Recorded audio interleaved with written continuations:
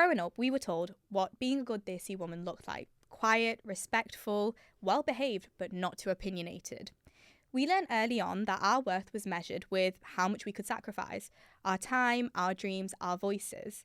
But somewhere between our mother's silences and our daughter's freedom, things started to shift. Now we're a generation caught in the middle, between tradition and the truth, between wanting to belong and needing to break free. So today we're going to be discussing what does it truly mean to be a good Desi woman in today's world. Hi guys, welcome back to ChaiiTalks. It's Aarzoo here, and today I'm joined with a very special guest. I am joined with Raj, who happens to be a journalist. Thank you very much, Raj, for coming on to my podcast today to have this conversation with me. Would you like to tell the audience a little bit about yourself and what you do? So I'm a journalist, primarily working at the BBC. I've worked across TV, online and radio, and I'm just really interested in stories that resonate with British Asians. Yeah. So people like you and I. Yes. And that's what I focus on. Yeah, lovely. And Raj and I had this conversation, and honestly, you came up with this idea actually to have a discussion between a millennial and a Gen Z. And I think, especially when we talk about the situation today with women, it's so interesting to hear two different points of views on this matter. So my first question I want to ask you is, for you, growing up, what did being a good Desi girl mean to you? What was expected of you? And do you think somewhere along the line that definition has changed for people of my age? Right. Well, I don't think I was a good Desi girl. Okay. I've always been a rebel. Okay. And I was an 80s baby. My sister was Yeah. a 70s baby. So she's, 8 years older than me. Yes. And to me, she was the pinnacle of a good Desi girl. She was obedient. She listened to whatever mom and dad wanted her to do. Yes. Her life trajectory from, studying, going to university, and then looking to settle down, that was everything that they wanted in that order, which is more or less what she did. Yeah. Whereas I was the one that would question everything. Yeah. But why do we need to do this? Why is that our tradition? Yes. What does that mean? Whether it was culture or religion, I would question everything. Yeah. And I think my parents couldn't handle it. So in that sense, I wasn't the Desi girl. They probably expected me to be more like my sister. Who wasn't a millennial, by the way. I think they're called Gen X. Yes. The generation above me. But actually, I think millennials, so 80s through to early 90s, my generation were those, we were the ones that kind of shifted everything, balanced everything, because we questioned it all. And we were probably the ones that really kind of set the ground for what it means to be British Asian, because our Britishness and our Asianness were equal to us. Yeah. It's not that we wanted to be more British or we wanted to be more Asian. We wanted a balance. So that's, I think, when things started changing of what it means to be Desi. Yes. I remember one of my friends, actually, when I was at university, a black guy, he was like, Raj, you're too Indian to be with a non-Indian. Okay. And I was like, what do you mean by that? I went home that day thinking, it's weird because, I mean, at that age, when you're kind of looking to, settle down with somebody or find a partner, a long-term partner, and I just didn't, I didn't feel that I fit in with, I mean, my family wanted me to be with a Punjabi boy, considering I was Punjabi. I didn't feel as if I fitted into the Punjabi circles, but then I didn't feel like I fitted into the English or non-Punjabi circles either. So there was a bit of a kind of identity dilemma there. But it's interesting that another person saw me that way. So to come back to your question, a good Desi girl, I think, has always been considered somebody who's just obedient, who will just do as she's told, whether that's from her parents, her husband, her in-laws. That's always what it's meant. Yes, I completely agree with that. And although, like I said, there's the millennial Gen Z difference, it's something I can heavily relate to, because I feel like my sister would tell you that I'm a very obedient daughter. I do everything that my mum says, but at the same time, I'm like you. I question everything. And sometimes I think my mum gets annoyed at me for how much I question things, but I think it's important for your own self-identity. And it's a shame that there are people out there that don't have the opportunity to be able to do such a thing. Speaking on that, do you ever feel like your choices were made for you then? Like marriage, your lifestyle, even your career? Like, you've got a very unconventional career for a Desi woman. How did your parents react when you told them you wanted to go into journalism, let's say? So journalism, they were really happy with that. Okay. I remember watching Trevor McDonald when I was about 5 or 6 years old on TV. And my dad was like, there's a black man reading the news. I'd love to see an Asian person reading the news. Yeah. And that just that for some reason that just sat with me until I was, 18, 19. I was like, I want to go into journalism. Although if Dad had his way, he would have got me into law. Way my mom's side of the family were all into law. My dad then went into law. My sister, and he used to always say, "You argue a lot. You'd be great in law." Yeah. And I was like, no, I love people's stories. Yes. I love talking to people. Yes. I want to be a journalist. So they wouldn't, as long as I studied, the most important thing for my parents. Yeah. My parents were not traditional in the sense that, learn to cook and clean, get married and have kids. Right. Okay. That was never the case for us. My parents were educated. My mom, coming from Punjab in the 70s, was a postgraduate. Yeah. Oh, wow, that's amazing. I was going to ask, are both of your parents, did they come from Punjab, or were any of them raised here? Or yes, they're both born in India. Okay. And Dad came via East Africa, but Mom came straight from India. Yes. And she was, like I said, in the mid-70s, postgraduate, which for women at that time was amazing. Especially a South Asian woman, that's amazing. Yeah. So Dad would always say that no matter what happens tomorrow, if you're bankrupt or whatever, the one thing that nobody could take away from you is your qualifications. That's why he always wanted his son and his daughters to be educated. But yeah, so in terms of my journalism, that was all fine. And I forgot the other end of marriage, just lifestyle in general. So when it came to marriage, I've never listened to anybody, and I was always unconventional.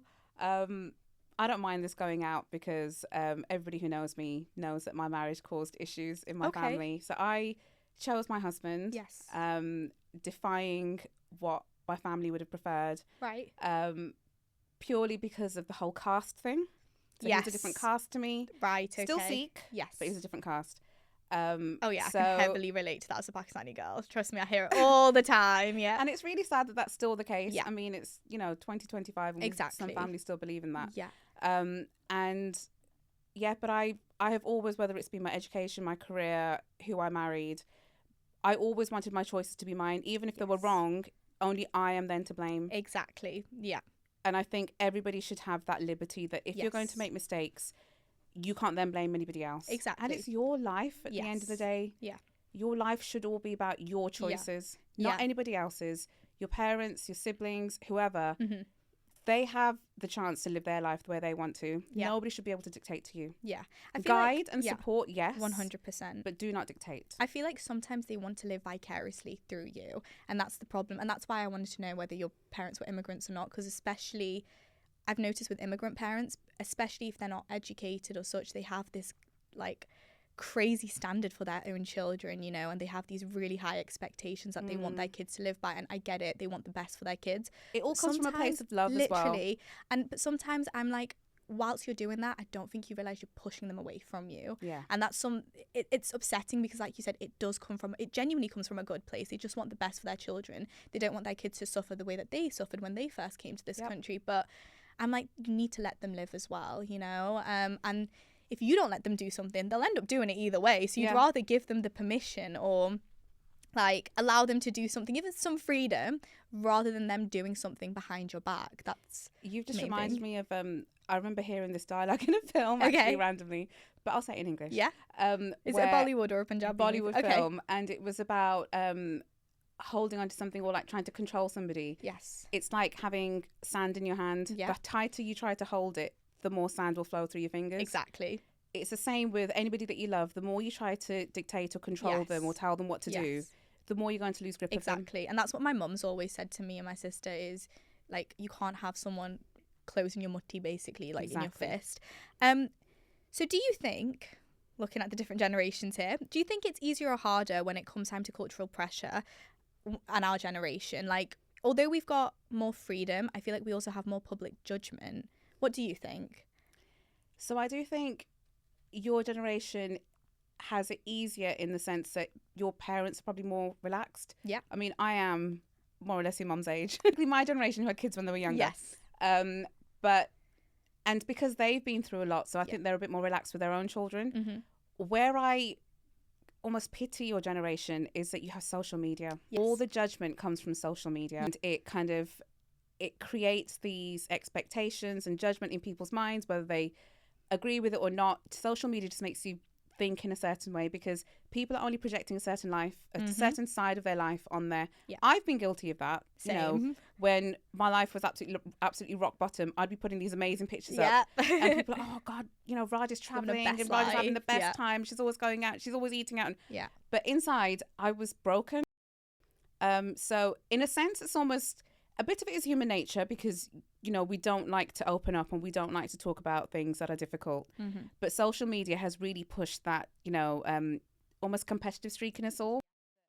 You know, we have to look as if we're doing well. We have to look as if we're achieving. We have to look as if we're getting somewhere in our lives, even if deep down we feel as if we're just stuck somewhere.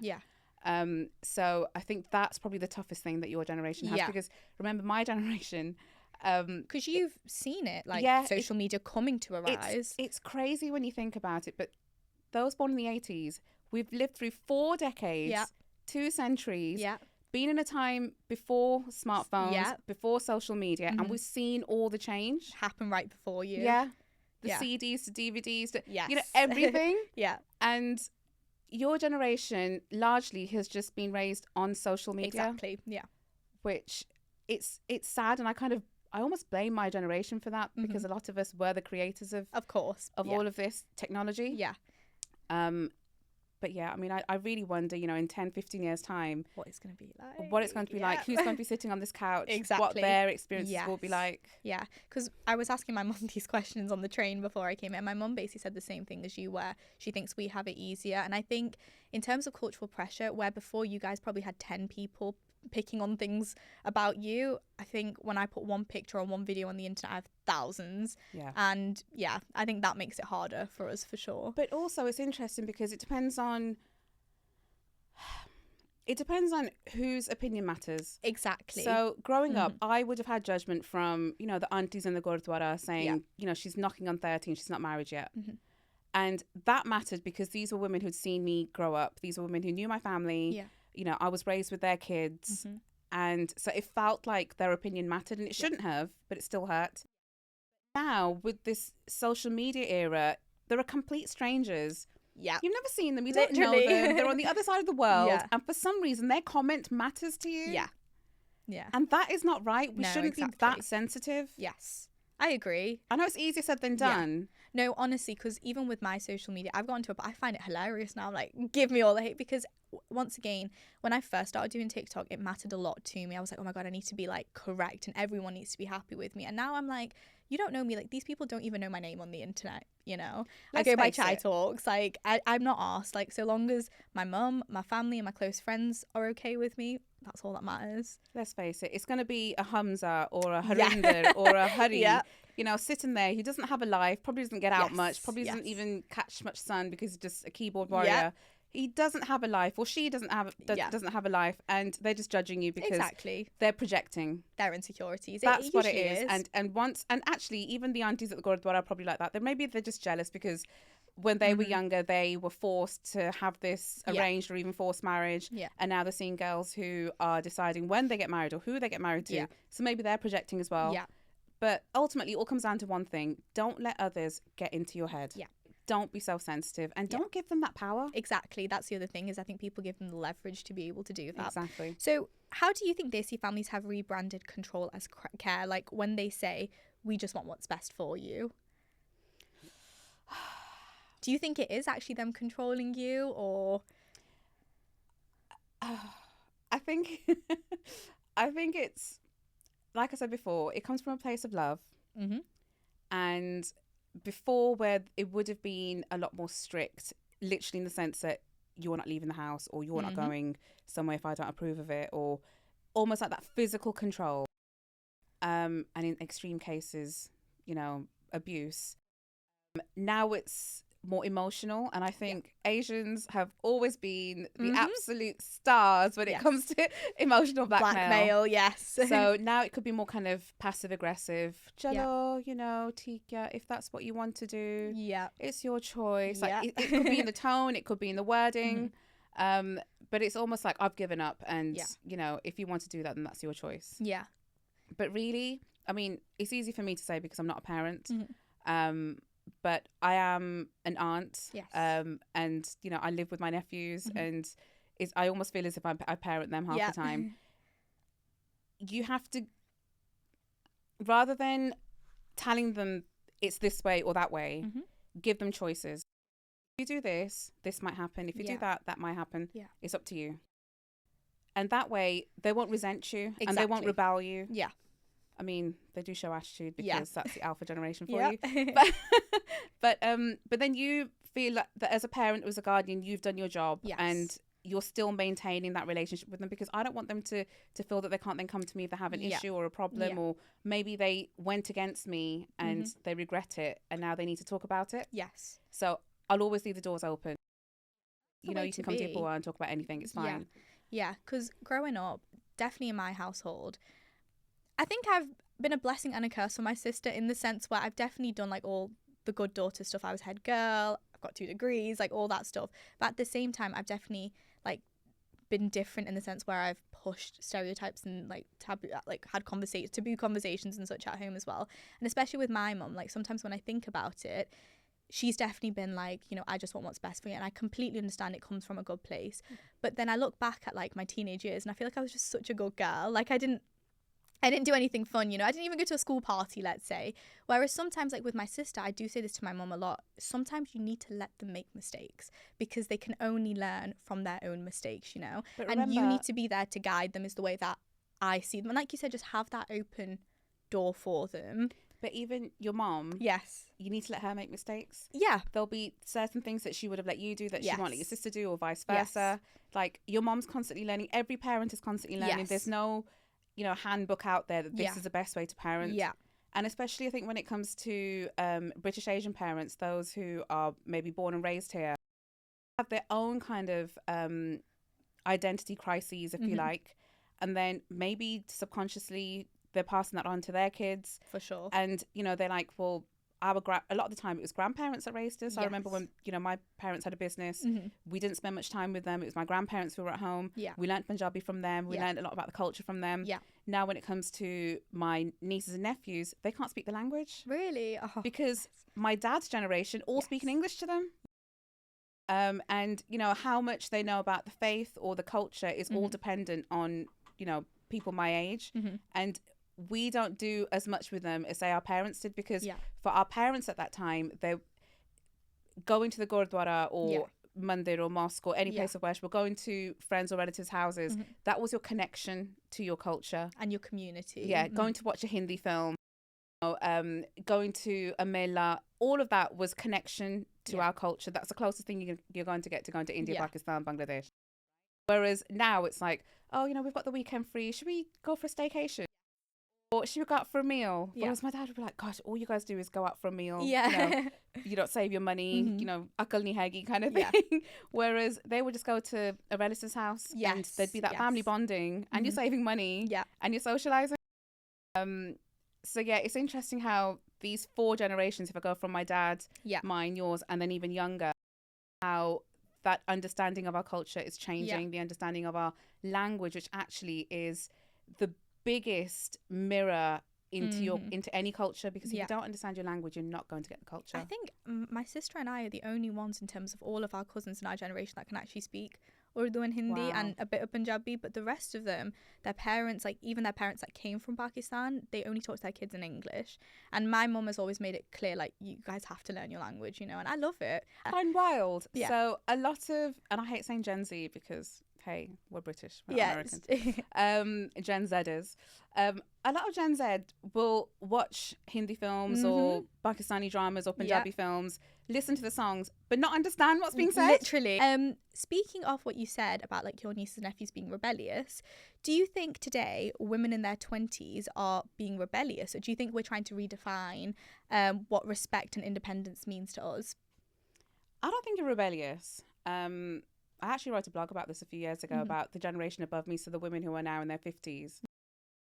How that generation, I feel, they were rebellious because they rebellious later after marriage because they were repressed before marriage.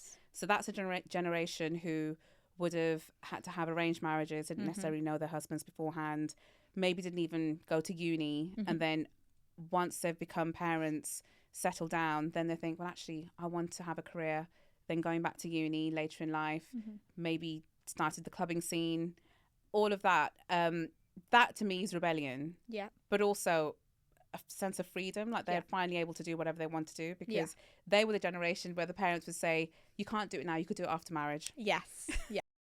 So whereas your generation, I don't think you're rebellious. I don't think you have the need to be rebellious, to be honest, because I think in comparison to millennials and Gen X, you have a lot more freedom. You may feel that you don't, but actually in comparison you have way more.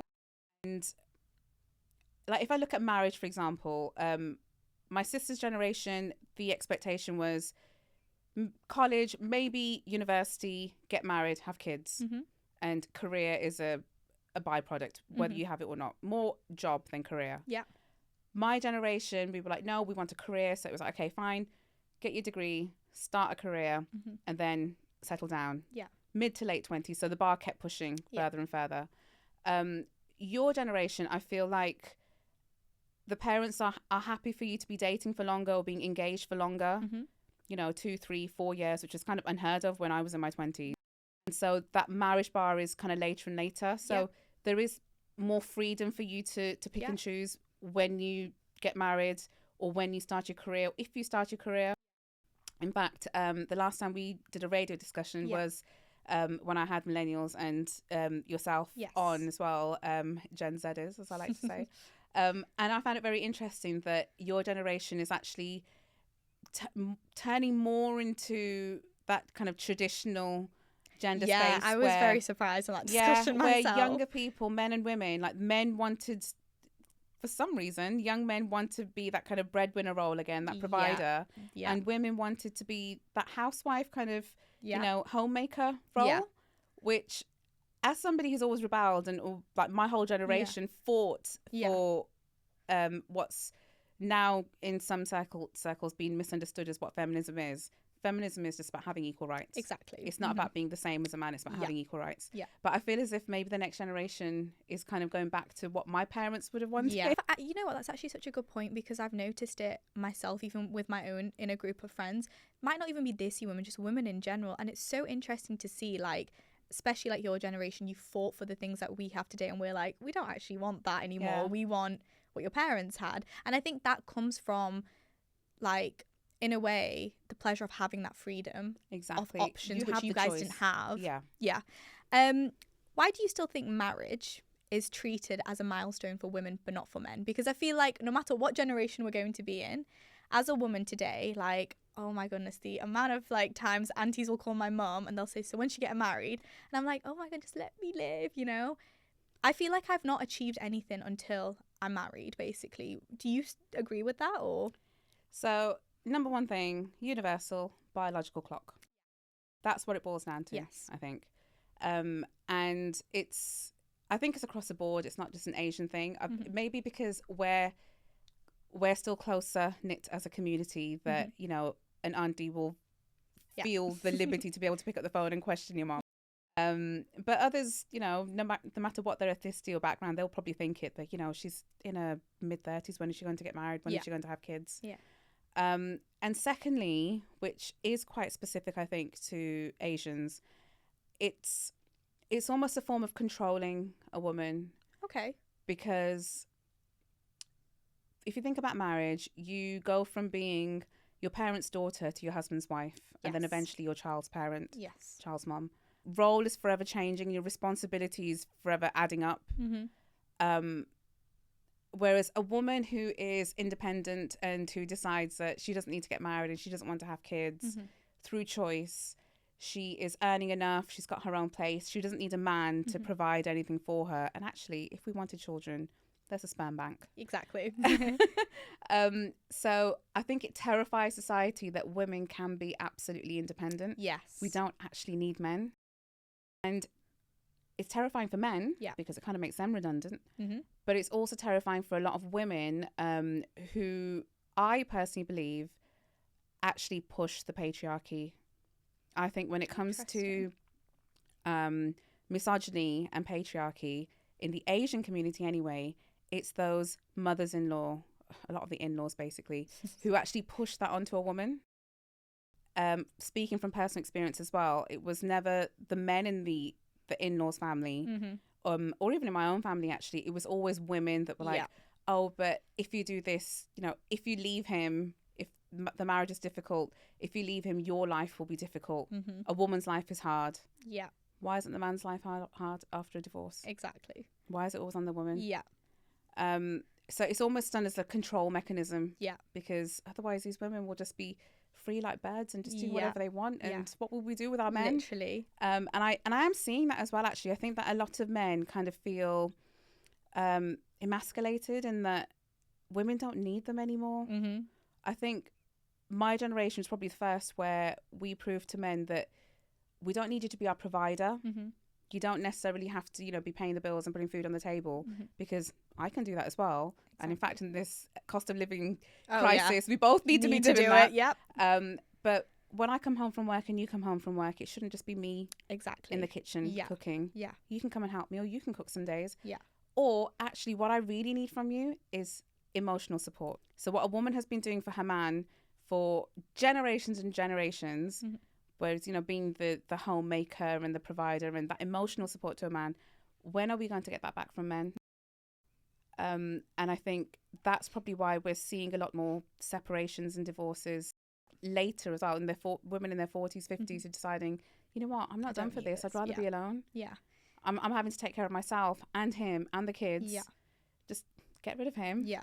And I can provide for me. I completely agree with that. I feel like women are realizing now, especially when it comes time to identity, like even if we take away from marriage, I've noticed that even if you have some sort of man in your house, because my mum she's a single mother, and I've just noticed, like, when you don't have that sort of like man by your side, it's like you're worth nothing in our community. And I 100% agree with this. I've said this to my mum as well before, that I do feel like a lot of the women hold up the patriarchy, and I do think it's very unintentional. I don't think they have that intention of being malicious, but I don't think they're realizing it sometimes, that you're actually just making things harder for your own kids, and you've experienced suffering yourself. Why would you want them to experience that too? Like, but it comes back to that projection. Yeah. So it's because A, it's all they know, and B, they've suffered, so why should somebody the other person not have to? Yeah. I think it definitely comes from an aspect of jealousy, for sure.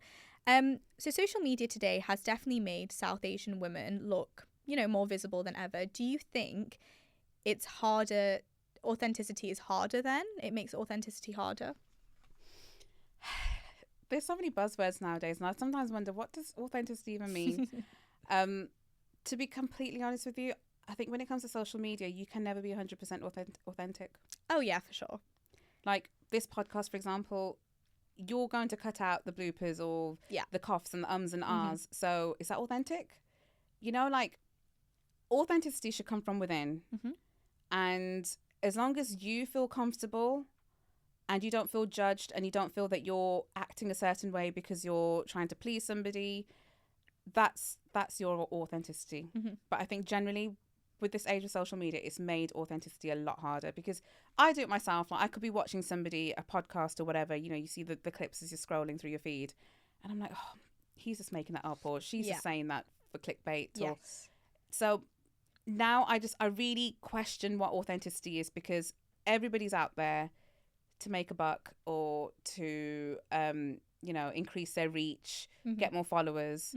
So you're going to say or do things that get that like or that share, but you know, people to click that share button.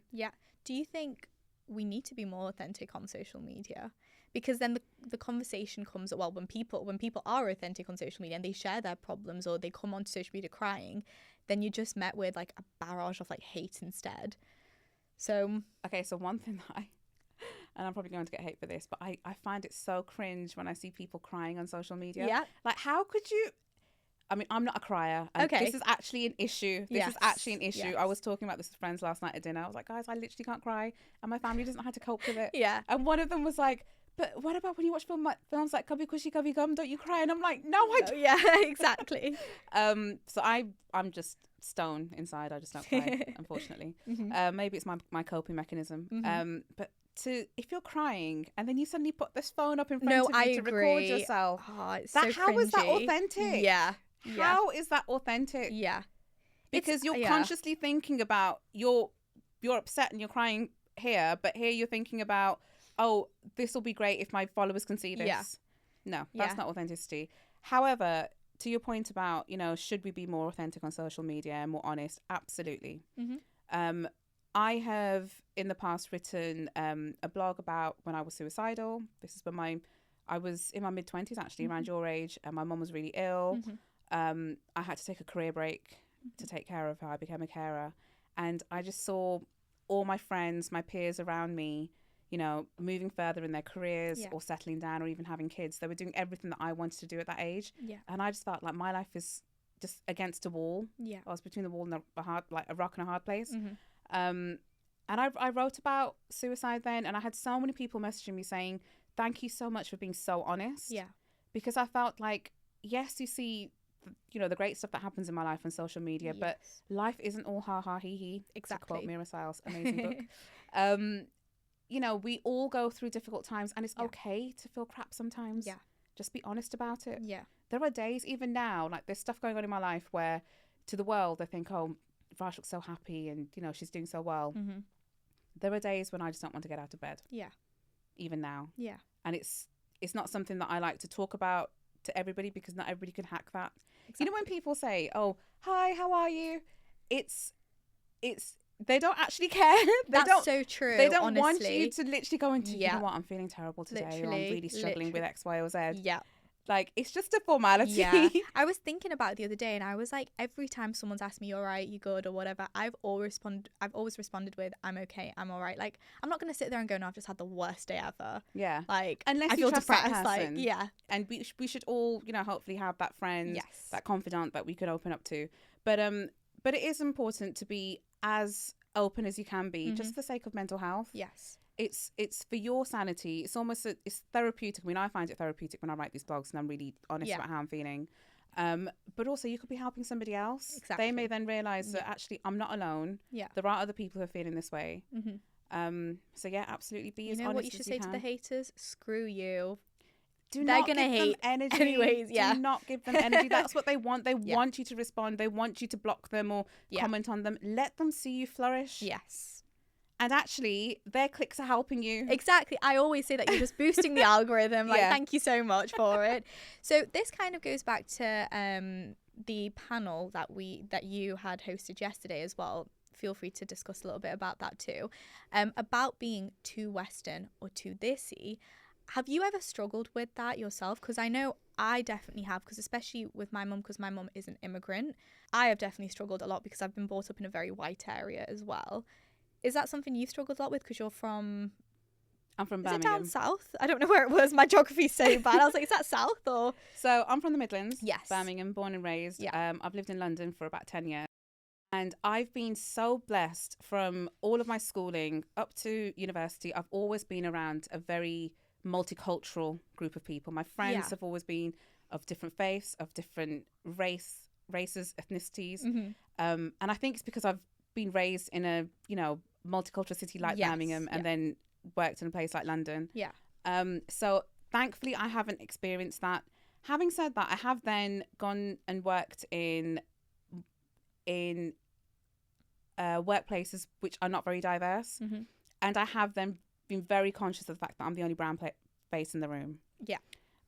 So working in radio, for example, I used to work for a radio station in Warwickshire, which is, you know, if you look at Warwickshire generally, it's a very kind of middle class white kind of community, generally speaking. And on radio, if, you know, there's a story about India, Pakistan, I will say Pakistan. I'm not going to say Pakistan. And I was once picked up on it. The editor was like, oh, can you just not say it with the accent? Right. What does that mean? I was like, it's not an accent. That's how you say the country, saying it's Pakistan. And they just like kind of looked at me a bit, no, but our audience won't understand it. So it was then that it suddenly occurred to me that, oh, not everywhere is as multicultural and as accepting as my Birmingham. So yeah, there've been certain workplaces that I've been to that I've been very conscious of the lack of diversity, but overall I've been very lucky. And coming back to your point about this kind of feeling too British or the whole Western Eastern thing, I suppose it all comes down to you, because what I will consider being British Asian or British Desi or whatever you want to call it will be completely different to you. Yeah. Because of our understanding, because of our experiences, whatever we've been exposed to. Yeah. So don't worry too much. I keep bringing it back to this. Don't worry too much about what other people think. Yeah. You just stay true to you. Exactly. And I always say, when people ask me, I always say I'm just British Asian, because I'm not one or the other. And when I feel like I want to be a bit more British, I'll be a bit more British on a certain day. And that's fine, because that's the beauty of the fact that I have two cultures embedded within me. Exactly. But then you'll find other people who might describe themselves as British Pakistani. Yes. British Punjabi. Yes. British Sikh. Not even, so they'll put their faith first rather than a country. And that's completely down to you. Yeah, exactly. Whatever floats your boat, you pick your identity. Yeah. Do you think men find it as hard as women do with that, like, identity crisis? Because sometimes, so the areas that I've grown up with, mainly Bengali, so I've grown up around Bengalis, and especially when I look at the boys, I feel like they've, like, accustomed so well to the Western world than maybe I have. And I don't know if that's because we have different pressures added onto us, like, in terms of the pressures that their family puts on them versus the pressure that my family puts on me being a girl. I think a lot of that boils down to this whole notion of izzat and sharam. Yeah. So, you know, honor, family honor. Yeah. A lot of that from day dot has rested on a girl's shoulders. Mm-hmm. So, you know, if you dress like that, you know, you're bringing dishonor to the family. Yeah. If you go out at night, if you go clubbing, if you drink, if you have a boyfriend, the family is at stake. Yes. But if a boy does all of those things, it's fine. Yep. So I think naturally boys have never had to think that way. They've never had that pressure, that responsibility to think about, oh, our actions could have implications for what people may perceive of our family. And probably as a result, consequently, a lot of the men in my life, friends, family, they'll say, oh, you girls just overthink everything. But we kind of have to, because we have this added pressure. Yes. So maybe we do overthink, but there's a reason for it. And they don't have to think as much because they just don't have that responsibility. You know, it just reminded me of a bit of a story that my mum told me once, where she was told by a Desi auntie, surprisingly, that it doesn't matter if your husband goes out, cheats on you, sleeps with 10 different girls. As soon as he comes home and he has a shower, he's back, he's clean, you know? And I remember when my mum told me, I was like, what the actual hell? No. This is not something we are going to be carrying on in our family. But like that sort of stuff, it is true that it's kind of enabled, unfortunately, back when we spoke about the patriarchy due to that. Women promoting patriarchy. Yes. You've just reminded me of an example very close to home. Yeah. Where a cheating husband's actions, a beating, cheating husband's actions in a Punjabi household were justified by his mom. Mm-hmm. She turned around to the wife and said, you must have annoyed him for him to raise his hand at you. They always do that. Yeah. You must be ignoring him in the bedroom, which is why he's looking elsewhere at other women. Yeah. They will never question their own sons. Exactly. But it's always the woman's fault, you know. And so they're enabling their sons to continue doing that. And so this vicious cycle just continues. Yeah. But the thing is I feel like they also do it to their daughters as well, where they'll be like, oh, it doesn't matter. Like one of my videos that went really viral was me and my mum talking about my husband slapping me. And she was like, but you'd have to give him another chance. And it's like, no, because if I slapped him, nobody would tell him to give me another chance. It'd be like an instant divorce right there. So what advice would you want to give to Gen Z or Zers women about navigating through these expectations without burning out? I think burnout comes from overthinking. Yes. And which I'm so guilty of. We all are. Yeah. We all are. I mean, I really wish I would, you know, do as I preach. Yeah. But let the haters hate. Let the aunties talk. Mm-hmm. Whoever has a problem with you, just let them. Mm-hmm. You know, the whole let them theory. And as long as you are happy with yourself, you've been authentic to yourself, and you know that you haven't hurt anybody intentionally, you know, you are pure from within. That's all that matters. Yeah. So when it comes to social media, when it comes to these aunties at a wedding or your place of worship or whatever, doing all of this, let them just remember that they're hurting inside because they've got their own issues. Yeah. Any hater, whether it's a troll, whether it's an auntie who is a type of troll, a real life troll, they have their own issues. Yes. You just focus on you. Yeah. Just put all of that energy into what you want to manifest and achieve in life. Yeah. That's the most crucial thing I could say to your generation, because sadly social media is there and it's not going to go away, but you just need to learn how to navigate it. Yeah. And to finish it off, I've actually come up with a name for my rapid fire now. Oh, it's called ChaiiTalks Chai Shots. I know, very creative. I thought it was amazing. So these are rapid fire questions. Don't think too much about them, basically. Can be relaxed. So, what's one Desi phrase you hate hearing? Look, Nikki Kana. Yeah, that's literally what I said to my mum. Which means, what will people say? Yeah. The biggest double standards for Desi girls. The example that I just gave about the beating, cheating husband, and how the mother-in-law will still blame the wife. Yeah. One rule you think Desi girls should break? Question everything. Mm-hmm. What's something Desi parents should unlearn? Unlearn. Just because your parents told you to do it doesn't mean it was right. One thing Desi girls should stop apologising for?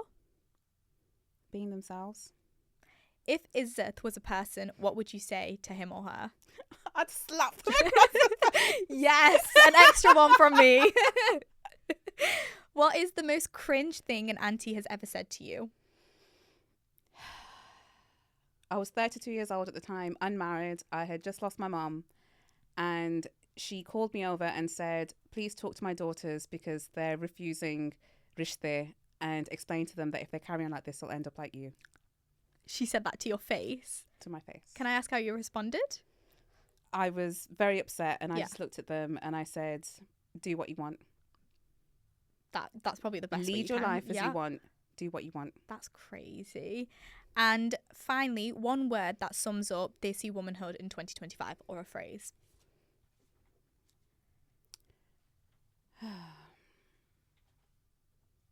Choices.